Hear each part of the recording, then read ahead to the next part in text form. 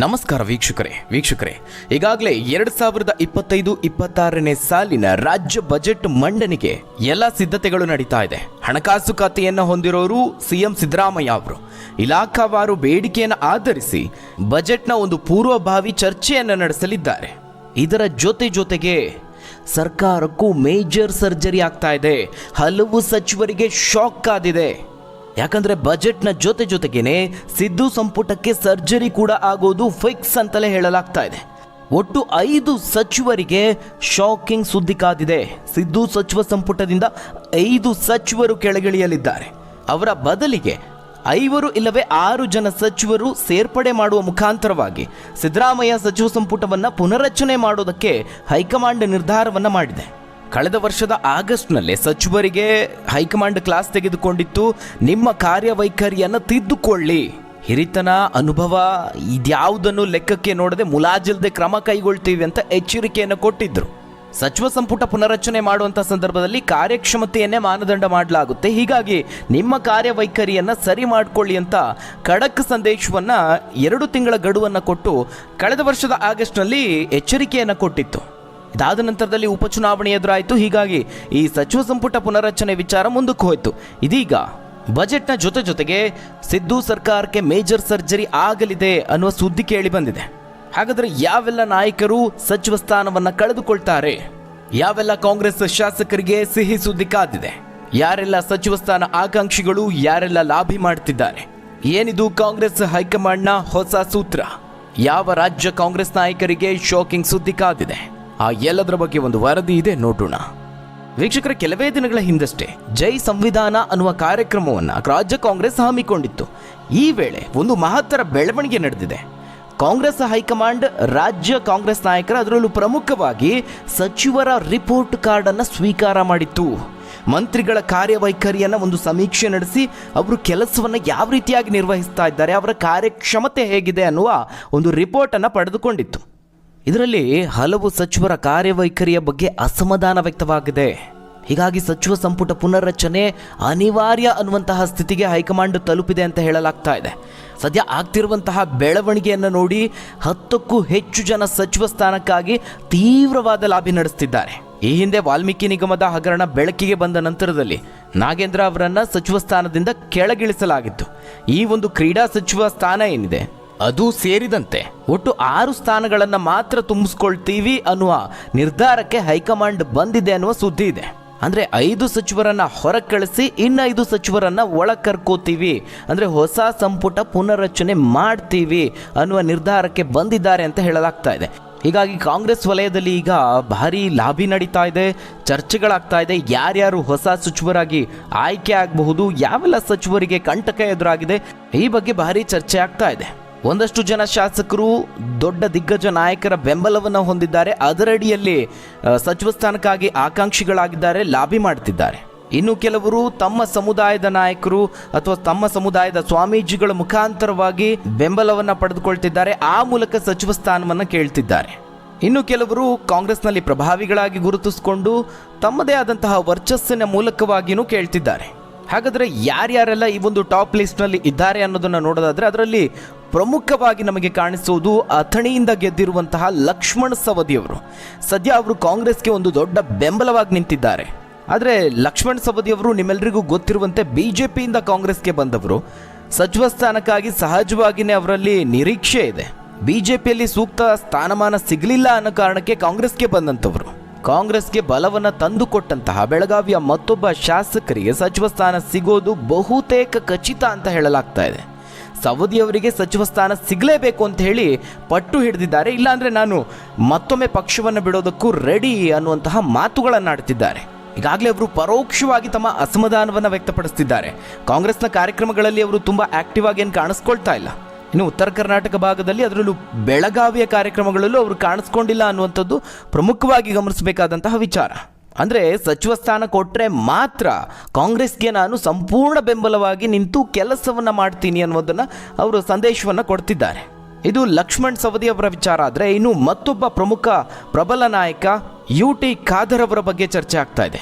ಇಲ್ಲಿ ಅವರು ಲಾಬಿ ಮಾಡ್ತಿದ್ದಾರೆ ಅಥವಾ ಸಚಿವ ಸ್ಥಾನದ ಆಕಾಂಕ್ಷಿ ಆಗಿದ್ದಾರೆ ಅನ್ನೋದಕ್ಕಿಂತ ಇವರು ಸಚಿವ ಸ್ಥಾನವನ್ನು ಪಡೆದುಕೊಳ್ತಾರೆ ಅಂತ ಕಾಂಗ್ರೆಸ್ ವಲಯದಲ್ಲೇ ಚರ್ಚೆ ಆಗ್ತಾ ಇದೆ. ಮಂಗಳೂರಿನ UT ಖಾದರ್ ಅವರಿಗೆ ಸಚಿವ ಸ್ಥಾನ ಕೊಡ್ತಾರೆ ಅನ್ನುವಂತಹ ಮಾಹಿತಿ ಇದೆ. ಆದರೆ ಈಗಾಗಲೇ ಅವರು ಸ್ಪೀಕರ್ ಸ್ಥಾನವನ್ನು ತುಂಬಿದ್ದಾರೆ. ಈ ಸ್ಥಾನಕ್ಕೆ ಬೇರೆಯವರನ್ನು ತಂದು ಖಾದರ್ ಅವರನ್ನು ಸಚಿವರನ್ನಾಗಿ ಮಾಡೋದು ಹೈಕಮಾಂಡ್ ಪ್ಲಾನ್ ಅಂತ ಹೇಳಲಾಗ್ತಾ ಇದೆ. ಆ ಮೂಲಕ ಮಂಗಳೂರು ಭಾಗದಲ್ಲಿ ಕಾಂಗ್ರೆಸ್ನ ಬಲವನ್ನು ಮತ್ತಷ್ಟು ಹೆಚ್ಚು ಮಾಡಬೇಕು, ಆ ಕಡೆಗೆ ಆ ಕ್ಷೇತ್ರದ ಕಡೆಗೆ ಹೆಚ್ಚಿನ ಗಮನ ವಹಿಸಬೇಕು ಅನ್ನೋದು ಕಾಂಗ್ರೆಸ್ ಯೋಚನೆ. ಇಲ್ಲಿ UT ಖಾದರ್ ಅವರಿಗೆ ಬಂದರು ಹಾಗೆ ಮೀನುಗಾರಿಕೆ ಈ ಒಂದು ಖಾತೆಯನ್ನು ಕೊಡ್ತಾರೆ ಅಂತ ಹೇಳಲಾಗ್ತಿದೆ. ಆದರೆ ಅದರಿಂದ ಯಾರ ಸ್ಥಾನಕ್ಕೆ ಕುತ್ತಾಗ್ತಾ ಇದೆ? ಮಂಕಾಳ ವೈದ್ಯ ಅವರು ಹಾಲಿ ಇರುವಂತಹ ಮೀನುಗಾರಿಕೆ ಹಾಗೆ ಬಂದರು ಸಚಿವರು. ಅಷ್ಟು ಮಾತ್ರ ಅಲ್ಲ, UT ಖಾದರ್ ಅವರಿಗೆ ಯಾವ ರೀತಿಯಾದಂತಹ ಪ್ರಾತಿನಿಧ್ಯ ಕೊಡಲಾಗ್ತಿದೆ ಅಂದರೆ ಈ ಒಂದು ಖಾತೆಯ ಜೊತೆಗೆ ಮತ್ತೊಂದು ಪ್ರಮುಖ ಖಾತೆಯನ್ನು ಕೊಡ್ತಾರೆ ಅಂತ ಹೇಳಲಾಗ್ತಾ ಇದೆ. ಈ ಒಂದು ವಿಚಾರಕ್ಕೆ ಪುಷ್ಟಿ ನೀಡುವಂತೆ ಈಗಾಗಲೇ ತಮ್ಮ ಸಚಿವ ಸ್ಥಾನ ಹೋಗುತ್ತೆ ಅನ್ನೋ ವಿಚಾರ ಗೊತ್ತಾಗಿನೇ ಮಂಕಾಳ ವೈದ್ಯ ಅವರು ಸರಿಯಾದ ರೀತಿಯಲ್ಲಿ ಆಕ್ಟಿವ್ ಆಗಿ ಕೆಲಸವನ್ನು ಮಾಡ್ತಿಲ್ಲ ಅನ್ನುವ ಮಾಹಿತಿ ಹೊರಬೀಳ್ತಾ ಇದೆ. ಇನ್ನು ಕಾಂಗ್ರೆಸ್ ಹೈಕಮಾಂಡ್ ಈ ರೀತಿಯ ನಿರ್ಧಾರ ತೆಗೆದುಕೊಳ್ಳೋದಕ್ಕೆ ಮತ್ತೊಂದು ಕಾರಣ ಇದೆ. ಕರಾವಳಿ ಭಾಗದಲ್ಲಿ ಮತ್ತಷ್ಟು ಕಾಂಗ್ರೆಸ್ನ ಬಲಪಡಿಸೋದೇ ಅದರ ಉದ್ದೇಶವಾಗಿದೆ. ಕಾರಣ ಕರಾವಳಿ BJPಯ ಭದ್ರಕೋಟೆ, ಅದನ್ನು ಛಿದ್ರ ಮಾಡಬೇಕು. ಅದಕ್ಕೆ ಸರಿಯಾದ ವ್ಯಕ್ತಿ ಅಂದರೆ UT ಖಾದರ್ ಅವರು. ಕರಾವಳಿ ಭಾಗದಲ್ಲಿ UT ಖಾದರ್ ಅಂದರೆ ವಿಶೇಷವಾದಂತಹ ಗೌರವ ಇದೆ. ಎಲ್ಲ ಸಮುದಾಯದವರಿಗೂ UT ಖಾದರ್ ಅವರ ಮೇಲೆ ಗೌರವ ಇರೋ ಕಾರಣಕ್ಕಾಗಿಯೇ ಅವರನ್ನು ಮಣೆ ಹಾಕ್ತಾ ಇರುವಂಥದ್ದು. ಇನ್ನು ಹಾಲಿ ಇರುವಂತಹ ಸಚಿವ ಸ್ಥಾನದ ಪೈಕಿ ಭಾರಿ ಆಕ್ಷೇಪ ವ್ಯಕ್ತವಾಗ್ತಾ ಇದೆ. ಇವರು ಸಚಿವ ಸ್ಥಾನವನ್ನು ಕಳೆದುಕೊಳ್ಳಬಹುದು ಅಂತ ಚರ್ಚೆ ಆಗ್ತಾ ಇರೋದು ಅದು ಬೇರೆ ಯಾರೂ ಅಲ್ಲ, ನಗರಾಭಿವೃದ್ಧಿ ಸಚಿವರಾಗಿರುವಂತಹ ಭೈರತಿ ಸುರೇಶ್ ಅವರ ವಿಚಾರ. ಆದರೆ ಭೈರತಿ ಸುರೇಶ್ ಅವರು ಸಿದ್ದರಾಮಯ್ಯ ಅವರ ಆಪ್ತರು. ಬೆಂಗಳೂರು ನಗರವನ್ನು ಹೊರತುಪಡಿಸಿ ನಗರಾಭಿವೃದ್ಧಿ ಸಚಿವರ ಕೆಲಸದ ಬಗ್ಗೆ ಭಾರಿ ಆಕ್ಷೇಪ ವ್ಯಕ್ತವಾಗ್ತಾ ಇದೆ. ಅವರನ್ನು ಸಿದ್ದರಾಮಯ್ಯ ಅವರು ತೆಗಿತಾರಾ, ತಮ್ಮ ಆಪ್ತರನ್ನು ಸಚಿವ ಸಂಪುಟದಿಂದ ಹೊರಹಾಕುವಂತಹ ಮನಸ್ಸನ್ನು ಮಾಡ್ತಾರಾ, ಅಂತಹ ಕೆಲಸವನ್ನು ಮಾಡ್ತಾರಾ ಅನ್ನೋದೇ ಈಗ ಪ್ರಶ್ನೆ ಮೂಡಿರುವಂಥದ್ದು. ಇನ್ನು ವೀಕ್ಷಕರೇ, ಮತ್ತೊಬ್ಬ ಪ್ರಮುಖ ನಾಯಕನಿಗೆ ಸಚಿವ ಸ್ಥಾನ ಸಿಗಬಹುದು ಅಂತಹ ಸಾಧ್ಯತೆಗಳು ದಟ್ಟವಾಗಿದೆ ಅಂದರೆ ಅದು ಹಾಸನದ ಅರಸೀಕೆರೆಯ ಶಿವಲಿಂಗೇಗೌಡರು. ಇವರು ಸಹ ಸಚಿವ ಸ್ಥಾನಕ್ಕಾಗಿಯೇ JDS ಬಿಟ್ಟು ಕಾಂಗ್ರೆಸ್ಗೆ ಬಂದಂಥವ್ರು 4 ಬಾರಿ ಶಾಸಕರಾಗಿ ಆಯ್ಕೆ ಆಗಿದ್ದಾರೆ. ಸದ್ಯ ಅವರಿಗೆ ಕೊಟ್ಟಿರುವಂತಹ ಮಂಡಳಿ ಜವಾಬ್ದಾರಿಯಲ್ಲಿ ಅವರಿಗೆ ಆಸಕ್ತಿ ಇದ್ದಂತೆ ಕಾಣಿಸ್ತಾ ಇಲ್ಲ. ಇವರು ಯಾವ ಆಧಾರದಲ್ಲಿ ಸಚಿವ ಸ್ಥಾನ ಆಕಾಂಕ್ಷಿಯಾಗಿದ್ದಾರೆ? ತಾನು ಕಾಂಗ್ರೆಸ್ನ ಒಂದು ಧ್ವನಿಯಾಗಿದ್ದೇನೆ, ಸದನದಲ್ಲಾಗಿರ್ಬೋದು ಸದನದ ಹೊರಗಡೆ ಆಗಿರಬಹುದು ಕಾಂಗ್ರೆಸ್ನ ಪರವಾಗಿ ಗಟ್ಟಿಯಾದ ಧ್ವನಿಯಾಗಿ ನಿಂತು ಪಕ್ಷವನ್ನು ಬಲಪಡಿಸೋದ್ರಿಂದ ಹಿಡಿದು ಕಾರ್ಯವೈಖರಿಯ ವಿಚಾರದಲ್ಲಿ ತಾನು ಸಮರ್ಥನಾಗಿದ್ದೇನೆ ಅನ್ನುವ ಅಡಿಯಲ್ಲಿ ಸಚಿವ ಸ್ಥಾನ ಆಕಾಂಕ್ಷಿಯಾಗಿದ್ದಾರೆ, ಪಟ್ಟು ಹಿಡಿದಿದ್ದಾರೆ. ಇದೇ ವಿಚಾರದಲ್ಲಿ ಕಾಂಗ್ರೆಸ್ ಹೈಕಮಾಂಡ್ ಏನು ಯೋಚನೆ ಮಾಡ್ತಾ ಇದೆ? ಹಾಸನವನ್ನು ಟಾರ್ಗೆಟ್ ಮಾಡಿಕೊಂಡಿದೆ. ಈಗಾಗಲೇ ಈ ಭಾಗದಲ್ಲಿ JDSನ ಒಂದು ಪ್ರಭಾವ ಕುಸಿತಾ ಇದೆ ಅನ್ನುವಂತಹ ಸಂದರ್ಭದಲ್ಲಿ ಅದರಲ್ಲೂ ರೇವಣ್ಣ ಅವರ ಕುಟುಂಬದ ವಿರುದ್ಧವಾಗಿ ಬಂದಂತಹ ಸಾಲು ಆರೋಪಗಳಾಗಿರಬಹುದು, ಕಳೆದ ಲೋಕಸಭಾ ಚುನಾವಣೆಯ ಸೋಲು, ಇವೆಲ್ಲವೂ ಹಾಸನ ಭಾಗದಲ್ಲಿ ಕಾಂಗ್ರೆಸ್ನ ಪ್ರಭಾವವನ್ನು ಹೆಚ್ಚಿಸಿಕೊಳ್ಳೋದಕ್ಕೆ ವರವಾಗ್ತಾ ಇದೆ. ಇದೇ ಸಂದರ್ಭದಲ್ಲಿ ಶಿವಲಿಂಗೇಗೌಡರಿಗೆ ಮಂತ್ರಿ ಪಟ್ಟವನ್ನು ಕೊಟ್ಟರೆ ಅದು ಮುಂದಿನ ದಿನಗಳಲ್ಲಿ ಸಹಾಯ ಆಗುತ್ತೆ ಅನ್ನೋದು ಕಾಂಗ್ರೆಸ್ನ ಯೋಚನೆ. ಕೇವಲ ಇವರುಗಳು ಮಾತ್ರ ಅಲ್ಲ, ಆಕಾಂಕ್ಷಿಗಳ ಪಟ್ಟಿ ಇನ್ನೂ ದೊಡ್ಡದಿದೆ. ಬಂಗಾರಪೇಟೆ ಶಾಸಕರಾಗಿರುವಂತಹ SN ನಾರಾಯಣಸ್ವಾಮಿ ಅವರು ಸಹ ಈ ಆಕಾಂಕ್ಷಿಗಳ ಪಟ್ಟಿಯಲ್ಲಿದ್ದಾರೆ. ಜೊತೆಗೆ ಬೆಂಗಳೂರಿನ NA ಹ್ಯಾರಿಸ್ ಅವರು BDA ಅಧ್ಯಕ್ಷರಾಗಿದ್ದಾರೆ, 4 ಬಾರಿ ಕಾಂಗ್ರೆಸ್ನಿಂದ ಶಾಸಕರಾಗಿದ್ದಾರೆ. ಇವರು ಸಹ ಆಕಾಂಕ್ಷಿಗಳ ಪಟ್ಟಿಯಲ್ಲಿದ್ದಾರೆ. ಅಲ್ಲದೆ ಚಾಮರಾಜನಗರದಿಂದ ಪುಟ್ಟರಂಗ ಶೆಟ್ಟಿ ಅವರು ಸಹ ಇದ್ದಾರೆ. ಇವರೆಲ್ಲರೂ ಬೇರೆ ಬೇರೆ ಆಧಾರದಲ್ಲಿ 3-4 ಬಾರಿ ಶಾಸಕರಾಗಿದ್ದೀವಿ, ಹಿರಿತನ ಇದೆ, ಬೇರೆ ಬೇರೆ ಮಾನದಂಡದಡಿ ಸಚಿವ ಸ್ಥಾನವನ್ನು ಕೇಳ್ತಿದ್ದಾರೆ. ಇನ್ನು ಯಾರ್ಯಾರೆಲ್ಲ ಈ ಸಚಿವ ಸ್ಥಾನದಿಂದ ಕೆಳಗಿಳಿಬಹುದು ಅನ್ನೋದನ್ನು ಗಮನಿಸೋದಾದರೆ, ಒಂದು ಈಗಾಗಲೇ ಹೇಳಿದ ಹಾಗೆ ಮಂಕಾಳ ವೈದ್ಯ ಅವರು, ಅವರ ಜೊತೆಗೆ NS ಬೋಸರಾಜು ಅವರು ವಿಧಾನ ಪರಿಷತ್ತಿಂದ ಸಚಿವರಾಗಿರುವಂಥವ್ರು. ಇವರು ಸಹ ಕೆಳಗಿಳಿಬಹುದು ಸಚಿವ ಸ್ಥಾನದಿಂದ ಅಂತ ಹೇಳಲಾಗ್ತಾ ಇದೆ.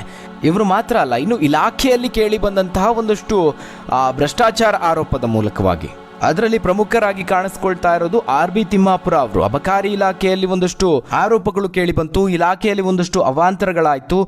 ಇದರಿಂದಾಗಿ RB ತಿಮ್ಮಾಪುರ ಅವರ ಸಚಿವ ಸ್ಥಾನಕ್ಕೆ ಕಂಟಕ ಬಂದಿದೆ ಅಂತ ಹೇಳಲಾಗ್ತಾ ಇದೆ. ಇನ್ನು ಈ ಒಂದು ಪಟ್ಟಿಯಲ್ಲಿ ಒಂದು ಶಾಕಿಂಗ್ ಹೆಸರಿದೆ, ಅದು ದಿನೇಶ್ ಗುಂಡೂರಾವ್ ಅವರದ್ದು. ಕಾಂಗ್ರೆಸ್ನ ಮತ್ತೊಬ್ಬ ಪ್ರಭಾವಿ ನಾಯಕ. ಇವರಿಗೆ ಹೈಕಮಾಂಡ್ನ ನೇರ ಬೆಂಬಲ ಇದೆ. ಅದರಲ್ಲೂ ಪ್ರಮುಖವಾಗಿ ರಾಹುಲ್ ಗಾಂಧಿ ಅವರ ಜೊತೆಗೆ ಒಡನಾಟ ಚೆನ್ನಾಗಿದೆ. ನಿಜಕ್ಕೂ ಅವರನ್ನು ಮಂತ್ರಿ ಸ್ಥಾನದಿಂದ ಕೆಳಗಿಳಿಸ್ತಾರಾ ಅನ್ನೋದು ಅನುಮಾನ ಮೂಡಿಸ್ತಾ ಇದೆ. ಇವರ ಹೆಸರು ಯಾಕೆ ಬಂತು ಅಂತ ಹೇಳಿದ್ರೆ, ಮತ್ತೊಮ್ಮೆ ಇಲಾಖೆಯಲ್ಲಿ ಆದಂತಹ ಅವಾಂತರಗಳು, ಬಾಣಂತಿಯರ ಸಾವಿನ ನಂತರದಲ್ಲಿ ಇವರ ಸಚಿವ ಸ್ಥಾನವನ್ನು ಕಸಿದುಕೊಳ್ಬೇಕು ಅನ್ನುವಂತಹ ಕೂಗು ಕೇಳಿ ಬಂದಿದೆ. ವಿಪಕ್ಷಗಳು ಸಹ ಅವರನ್ನು ಕೆಳಗಿಳಿಸಬೇಕು ಅಂತ ಒತ್ತಾಯಪಡಿಸಿದೆ. ಹೀಗಾಗಿ ದಿನೇಶ್ ಗುಂಡೂರಾವ್ ಅವರ ಸಚಿವ ಸ್ಥಾನ ಹೋದ್ರೂ ಅಚ್ಚರಿ ಏನಿಲ್ಲ.